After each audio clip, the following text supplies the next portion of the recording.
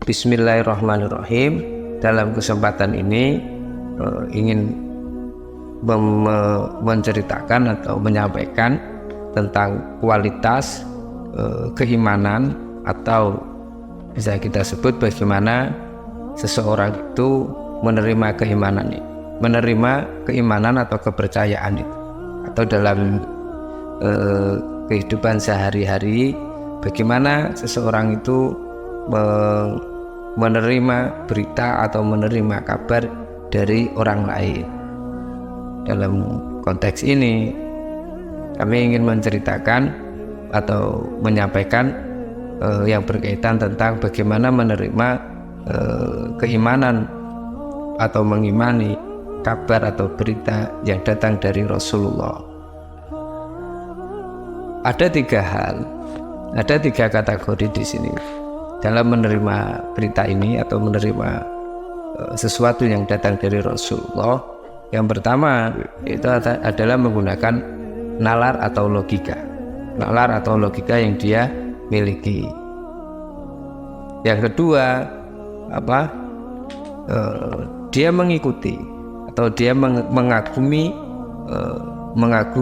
tokoh tersebut. Dalam hal ini dia mengagumi Rasulullah, sehingga dia mengikuti apapun yang berhubungan dengan Rasulullah, entah itu kegiatan sehari-hari, ibadahnya, entah itu jihadnya dan lain sebagainya. Dan yang ketiga ada golongan dia menggunakan ta'liqul qalbi atau irtibatul qalbi. Dalam artian ta'liqul qalbi yaitu mentaklukkan hatinya untuk menerima keimanan tersebut. Yang pertama yang kita bisa lihat dalam beberapa hal, semisal ketika bagaimana menerima kebenaran atau kebenaran itu menggunakan logikanya. Apakah ini di zaman Rasulullah sudah ada? Kita bisa lihat salah satu hadis misalnya tentang sholat asar di Bani Quraidah, yang hadisnya berbunyi la yusallina ahadukum al-asra illa fi Bani Quraidah. Kamu sekalian jangan pernah sholat, sungguh kamu jangan sholat asar kecuali sudah sampai ke Bani Quraidah. Dalam hal ini, dalam menerima berita ini ada dua kategori sahabat memahaminya. Yang pertama, memahaminya sesuai perintahnya tadi, berarti sahabat itu tidak sholat asar kecuali sudah sampai ke Bani Quraidah atau di wilayahnya Bani Quraidah, meskipun bisa jadi waktu sholat asarnya sudah selesai. Dia pokoknya tidak mau melakukan sholat itu dengan berdasarkan perintah ini, la yusallina ahadukum al-asra illa fi Bani Quraidah. Nah, tipologi sahabat yang kedua yang menggunakan nalar logikanya, kenapa Rasulullah kok sampai melarang tidak boleh sholat di Bani Quraidah? Apa istimewanya? Kenapa di jalan tidak boleh? Dan sahabat yang kedua ini memahami hadis ini adalah agar bergesa-gesa atau cepat-cepat untuk sampai ke Bani Quraidah, sehingga ketika di jalan kok sudah waktunya asar, sahabat yang menggunakan nalar logikanya ini dia melakukan sholat asar, dan melakukannya sholat asar meskipun secara teks itu bertentangan, tetapi secara makna sahabat yang kedua ini menggunakan logikanya adalah perintahnya Rasulullah tadi agar tidak sholat di Bani Quraidah adalah agar bergesa-gesa, agar cepat-cepat, jangan nyantai-nyantai, ayo cepetan ke Bani Quraidah. Sehingga yang kedua tadi memahaminya menggunakan logikanya, tidak ada urusan tidak diperbolehkan sholat. Atau kita juga bisa lihat di beberapa peristiwa lain, misal Sayyidina Umar ketika masalah kuda yang tidak ada zakatnya, yang mana itu ada hadisnya, laisa ala muslimin fi farasihi shadaqatun. Bagi seorang muslim tidak ada zakat pada kuda. Tetapi Sayyidina Umar memahami ini lain. Kenapa pada zaman Rasulullah saat itu tidak diperbolehkan, tidak ada zakatnya,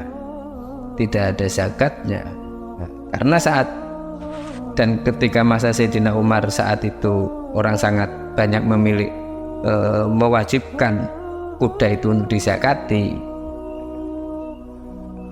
Kuda untuk dizakati tidak hanya unta, meskipun secara teks laisa ala muslimin fi farasihi shadaqatun. Nah, karena apa? Karena pada masa Sayyidina Umar banyak sekali para sahabat yang mempunyai kuda, dan nilai jual kuda ini lebih mahal dibanding nilai jualnya unta. Bisa jadi seperti itu. Karena apa? Fungsi kuda saat itu tidak hanya sebagai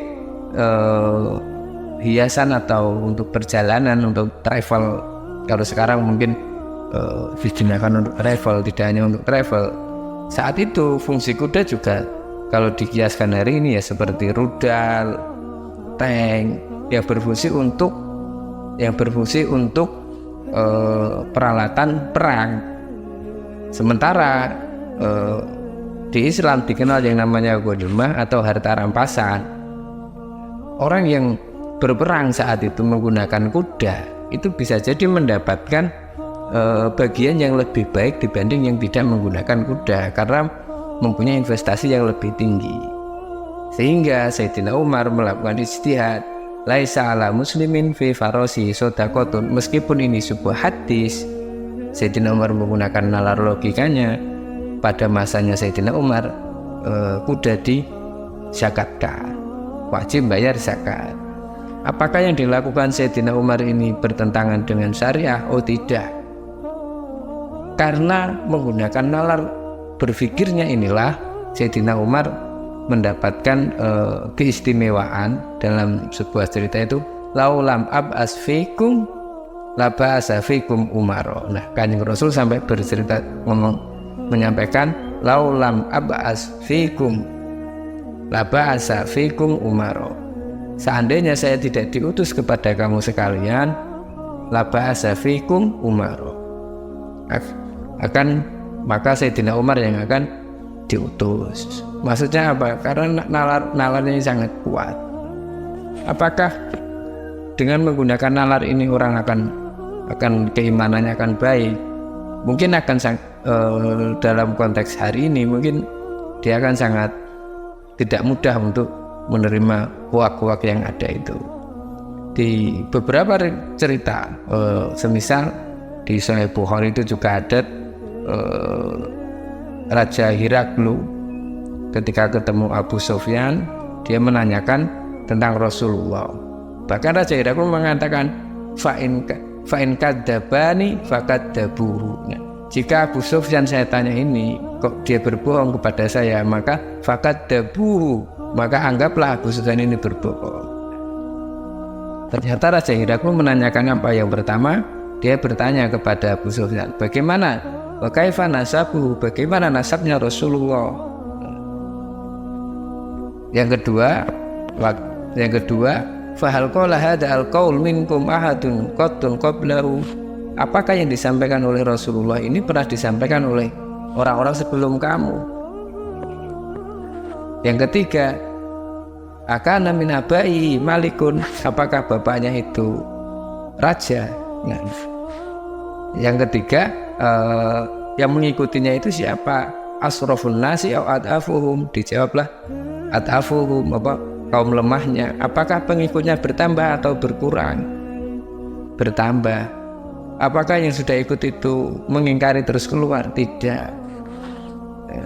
Apakah kaum Mekah saat itu menganggap Rasulullah itu sebagai orang yang suka berbohong? Tidak. Mereka meyakini bahwasanya Rasulullah itu orangnya yang jujur. Madza ya'murukum, yang diperintahkan itu apa? Yang diperintahkan adalah beribadah kepada Allah, wala tusyriku bi syai'an, watruku ma yaqulu abaaku, dan meninggalkan apa-apa yang sudah dilakukan oleh generasi sebelumnya, bapak-bapaknya orang Quraisy ini, yaitu menyembah berhala. Wa ya'muruna bis shalat wasidqi, terus wasilah, dan menyambung silaturahim. Heraklu menggunakan nalar berpikirnya untuk menerima apa-apa yang berita tentang Rasulullah, sehingga orang yang cara berimannya menggunakan model logis ini, dia akan menjadi Islam yang sangat progresif. Islam ajaran-ajarannya dipahami secara ibadahnya secara baik, tetapi makna-makna yang simbol-simbol makna yang ada di dalam Al-Quran atau di dalam hadis itu bisa dipahami dengan baik, sehingga bisa dijadikan modal untuk kemajuan dirinya atau kemajuan lingkungannya, atau bahkan mungkin bisa menjadi bagian daripada kemajuan peradaban Islam itu sendiri. Yang di cerita-cerita itu kita sudah mendengar, yang bagaimana Islam bisa sampai ke Andalusia, Spanyol, terus banyak melahirkan tokoh-tokoh besar. Di antaranya ya ketika menerima konsep berimannya atau menerima berita dari Rasulullah itu, dia menggunakan nalar-nalar ini. Apakah ini baik? Ya, sangat baik. Dampaknya itu bisa menjadi Islam atau Muslim yang progresif dalam memahami ajaran Islam. Nah, dan yang kedua itu adalah orang yang menerima berita ini itu berdasarkan ya mengikuti saja. Dia sekedar mengikuti dan terus mengamalkan semua apa yang disampaikan oleh Rasulullah, dilakukan secara dohirnya tadi dan lain sebagainya. Kalau diperintah sholat ya sholat, diperintah ini ya ini, wujud perintahnya langsung dilakukan. Itu kalau di generasi sahabat-sahabat dulu ada beberapa sahabat yang dikenal di kalangan para sahabat atau di kalangan tabi'in dengan ibadahnya yang kuat. Di antaranya siapa? At-Tamim bin Aus bin Kharijah. Itu yang perawi hadis ad-dinun nasihah, qala liman qala lillahi wa li rasulihi wa li a'immatil muslimina wa amatihi. Itu dikenal sebagai tabi'in yang rajin ibadah, suka baca Al-Quran, suka berjamaah. Ibadahnya itu bersifat simbolik dan ketaatannya adalah ketaatan simbolik. Ini kalau di generasi sahabat ya ada Ibnu Umar, Abdullah bin Umar, yang mana ketika pemilihan khalifah setelah Sayyidina Umar, waktu itu kan ada ahlul halli wal akdi atau penunjukan berdasarkan kualifikasi. Sayyidina Umar tidak memasukkan Abdullah bin Umar anaknya ini, dan beberapa sahabat bertanya kepada Sayyidina Umar, loh kenapa Abdullah bin Umar ini tidak dimasukkan menjadi calon pemimpin berikutnya? Sayyidina Umar menjawab itu dengan tidak mengatakan bahwasanya Abdullah bin Umar itu tidak baik dalam keislamannya. Abdullah bin Umar ini sangat baik dan sangat dikenal sangat taat, bahkan di kalangan sahabat dikenal sahabat yang orang-orang yang paling taat dalam beribadah, ibadahnya sangat kuat. Tetapi dalam hal pemerintahan atau dalam nalar berpikirnya itu nalar untuk dalam berislam memahami teks secara nalar itu cenderung kategori kedua ini, sehingga tidak salah ketika Abdullah bin Umar itu adalah salah satu sahabat yang meriwayatkan hadis dari Rasulullah begitu banyak. Bagaimana dengan orang seperti ini, orang-orang yang dalam berislam itu mengikuti saja dan tidak ini, selain dia itu baik dalam beribadah, tetapi kalau untuk memimpin atau jadi pimpinan itu akan kurang. Karena apa? Karena dia bukan ahlinya di bidang itu. Karena apa? Karena dia bukan ahlinya di bidang itu, sehingga dampaknya sehingga dalam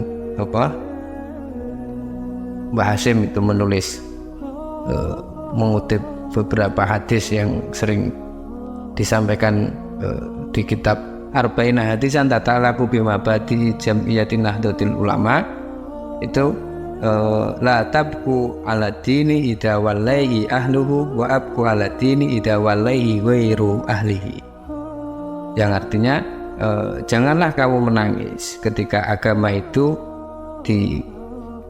dipimpin oleh ahlinya, dan menangislah ketika agama itu dipimpin oleh orang yang bukan ahlinya, sehingga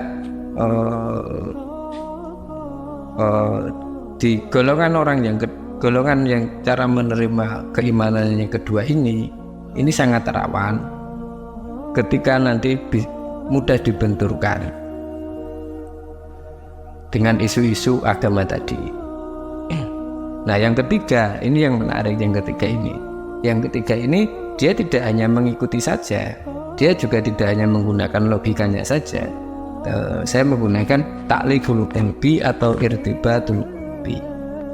Untuk menjelaskan ini, ada sebuah peristiwa ya, saat itu peristiwa Isra Mi'raj, yang mana Kanjeng Rasulullah itu Isra Mi'raj dari Mekah ke Baitul Maqdis hari ini di Palestina itu. Nah, ada sebuah cerita yaitu dari Sayyidah Aisyah, qala hadisu Aisyah an abiha lama asra bin Nabi sallallahu alaihi wasallam ilal Masjidil Aqsa asbaha yatahaddasu an-nasu bidzalika fartadda an-nasu mimman kanu amanu bihi wasaddaquhu wasa'u bidzalika ila Abi Bakrin radhiyallahu anhu halaka ila sahibika yas'amu annahu asra bihi al-lailata ila Baitul Muqaddas qala la in kana qala dzalika laqad sadaqa qalu atasdiquhu annahu dhaba al-laila ila Baitul Muqaddas wa ja'a qabla yasbah qala na'am inni la usaddiquhu fima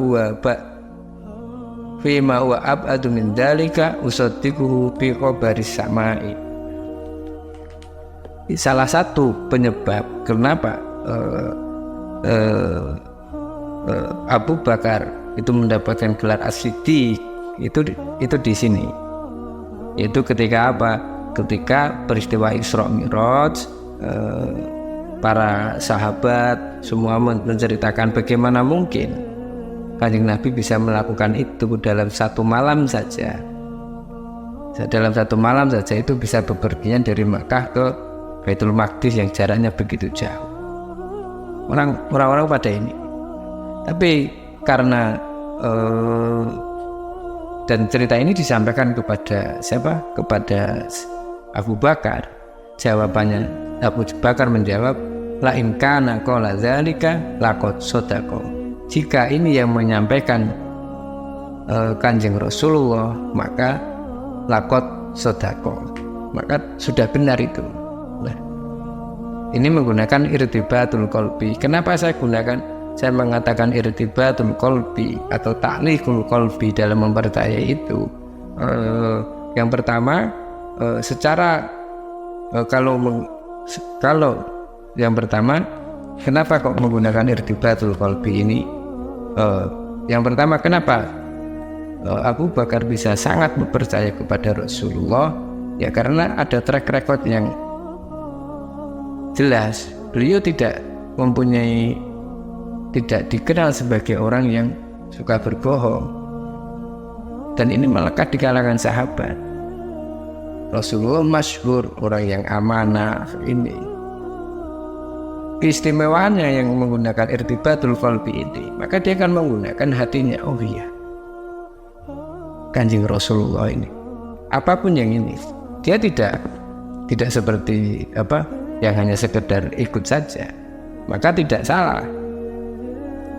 salah orang yang ketiga ini yang menggunakan taklikul qalbi ini. Orang yang menggunakan taklikul qalbi ini, mungkin ini saya bisa contohkan seperti ini ya. Semisal saya punya teman, teman saya ini dia seorang pengusaha atau seorang yang mempunyai jaringan yang kuat. Suatu ketika teman saya ini punya perhatian kepada saya. Saya ingin memberikan rekomendasi, entah itu pekerjaan, ternyata saya ikuti rekomnya ini.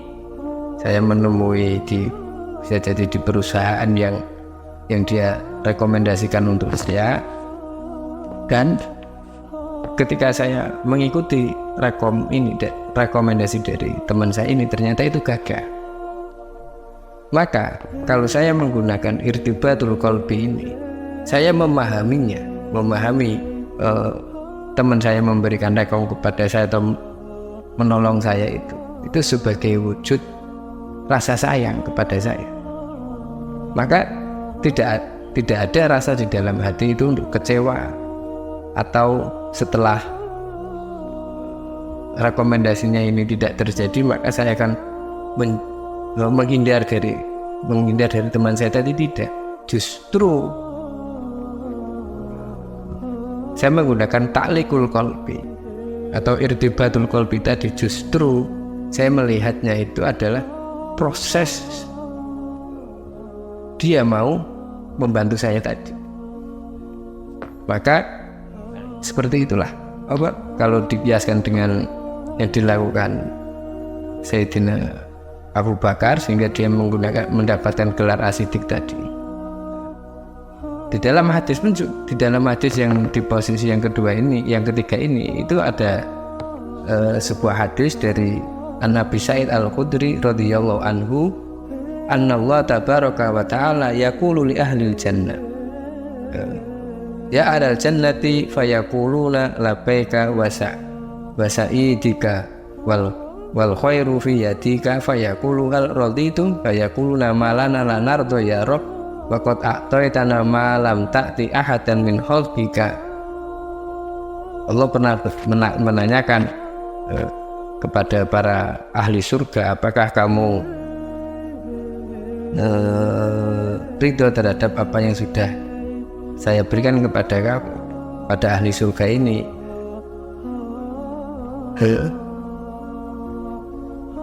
Para ahli surga itu menjawab, fayaquluna ma lana la nardo ya rabb qad a'taitana ma lam ta'ti ahadan min khalqika. Bagaimana mungkin kami tidak ridho, jenengan sudah memberikan kepada kami sesuatu yang tidak diberikan kepada makhluk lain, yaitu masuk surga. Fayaqulu, maka Allah mengatakan, ala a'tikum afdalu min dalika fayaquluna ya rabb wa ayu syai'in afdalu min dalika fayaqulu ahalla alaikum ridwani fala askhatu alaikum ba'd.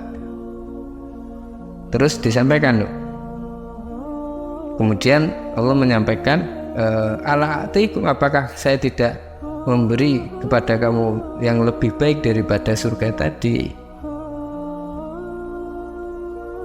Terus para ahli surga itu menyatakan, fayaquluna ya rabb wa yusain afdalu min dzalika, apa itu yang lebih baik dari surga tadi? Fayaqulu ahalla alaikum ridwani, saya telah menghalalkan kepada kamu ridwani, ridho saya. Di sini Allah telah ridho. Fala askhatu alaikum ba'du, saya tidak pernah fala askhatu alaikum ba'dahu, abadan, dan saya tidak akan pernah memarahi, atau saya tidak akan pernah marah kepada kamu selamanya. Jadi ada yang lebih baik dari surga tadi, yaitu apa? Ridhonya Gusti Allah, ridhonya Allah. Nah, itu kenapa orang bisa mendapatkan ridhonya Allah tadi? Ya karena setiap apa yang dilakukan itu adalah takliknya, semuanya itu ditujukan kepada Allah.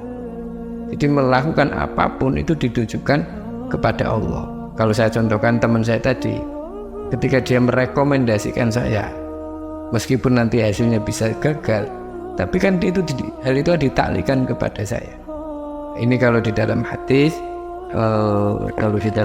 itu inilah yang kategori yang ketiga, inilah orang yang menggunakan taklikul qalbi atau irtibatul qalbinya dalam beribadah, itu mendapatkan kitab sebagai wali Allah di bumi ini. Yang dalam hadis qudsi disampaikan, innallaha ta'ala qala man ada au adala au ahana fihi riwayatun li waliyan wa fi riwayatin waliyal mu'minina faqad adantuhu ay a'lamtu bil harbi.